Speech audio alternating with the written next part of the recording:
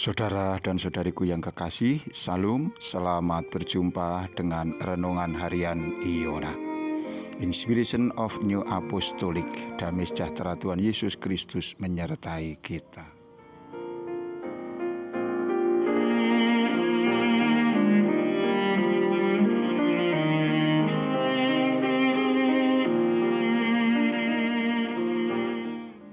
Kita akan mendasarkan renungan kita dari 2 Korintus pasal 4 ayat 5. Sebab bukan diri kami yang kami beritakan, tetapi Yesus Kristus sebagai Tuhan, dan diri kami sebagai hamba-Mu karena kehendak Yesus.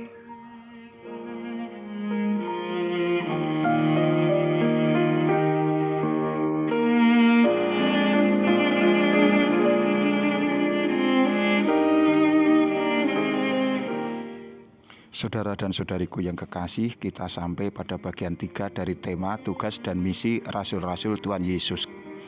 Saudaraku yang dikasihi Tuhan, para rasul memberitahukan bahwa Yesus Kristus adalah Tuhan, yakni Allah. Melalui perkataan dan perbuatan, Yesus Kristuslah Allah menyatakan dirinya kepada kita. Apa yang sebelumnya telah diyakini orang-orang sebagai sifat-sifat Allah, semua itu nyata di dalam diri Tuhan Yesus Kristus. Orang yakin dan percaya bahwa Allah itu maha kuasa, maka kini orang juga dapat melihat sifat kemahakuasaan Allah ada dalam diri Tuhan Yesus Kristus. Itu terjadi saat orang lumpuh sembuh dan berjalan oleh karena mukjizatnya. Orang buta terbuka matanya dan melihat, orang kusta lenyap penyakitnya dan menjadi tahir.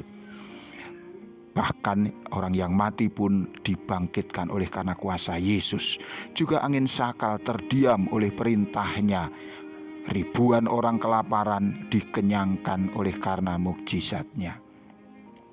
Orang yang sebelumnya percaya bahwa Allah itu Maha Kasih, sifat ini juga menjadi nyata dalam diri Yesus. Bukan hanya orang yang berbaik hati yang Ia kasihi, bahkan orang-orang yang memusuhi Dia juga dikasihi dengan cara yang sama. Yesus juga mengasihi orang berdosa. Ini bukan berarti Yesus setuju dengan dosa-dosa mereka, tetapi Yesus memberikan kepada mereka kesempatan untuk bertobat dan kembali kepada Allah selagi waktu kemurahan masih tersedia. Orang percaya pada waktu itu percaya bahwa Allah itu kekal, Yesus juga, bahkan maut tak bisa mengalahkannya. Semua makhluk hidup tunduk kepada kematian, tetapi Yesus satu-satunya manusia yang mengalahkan kematian itu. Ia bangkit setelah 3 hari mati dengan menyandang tubuh yang baru, tubuh yang mulia, tubuh yang sempurna, dan tidak menyandang kekurangan. Orang percaya bahwa Allah itu maha melihat, bahwa Allah itu maha hadir. Yesus pun juga demikian. Suatu ketika para murid dengan menaiki perahu di tengah danau pada malam hari, mereka dihantam angin sakal. Yesus yang berada jauh di atas bukit melihat keadaan mereka yang panik, takut, dan ngeri. Serta seketika Tuhan hadir menolong mereka dengan kuasa-Nya. Angin sakal diperintah agar diam dan seketika suasana menjadi tenang. Seolah-olah tidak pernah terjadi ancaman bahaya apapun. Orang juga melihat, percaya Allah itu maha mengetahui. Yesus pun demikian. Yesus mengetahui segala hal yang tersembunyi bagi manusia. Yesus juga dapat melihat bahkan ke dalam hati manusia. Suatu saat orang-orang Farisi bersungut-sungut dalam hatinya oleh karena iri dan tidak setuju dengan perbuatan baik yang Yesus lakukan. Tetapi meskipun semuanya itu belum terkatakan, Yesus tahu isi hati mereka dan kemudian Yesus menegur orang-orang itu.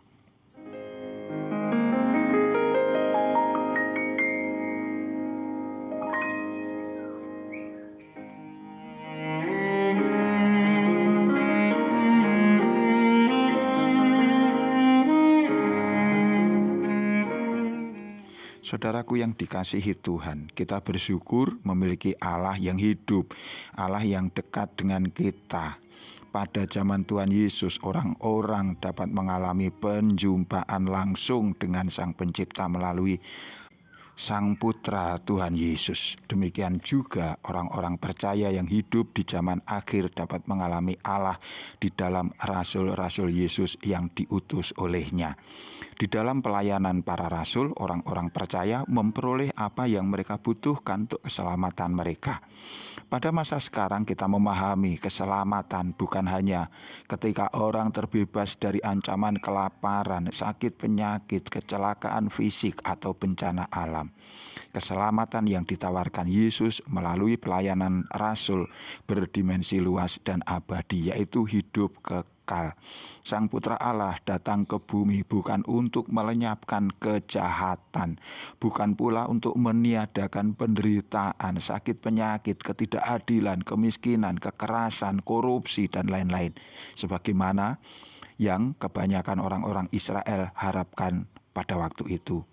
Yesus juga tidak pernah menjanjikan kepada mereka yang percaya bahwa mereka akan diluputkan dari segala kemalangan.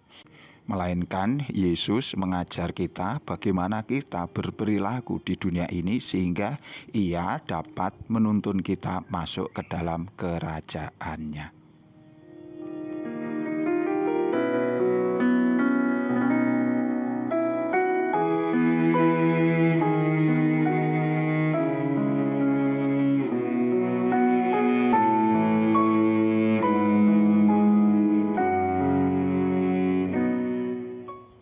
Saudara dan saudariku yang kekasih, mengikut Tuhan bukan berarti kita hanya mencari pertolongan, melainkan ini hendaknya didasari atas kasih kita kepadanya dan dilandasi pengertian bahwa tanpa kita minta tolong pun Allah telah siap sedia dengan segala yang kita butuhkan. Oleh karena itu, mari kita percaya dan setia kepadanya di dalam segala situasi dan keadaan hidup. Karena masa depan kita bukan hanya di bumi ini, tetapi yang jauh lebih penting adalah di surga yang abadi. Tuhan memberkati kita, sampai jumpa. Amin.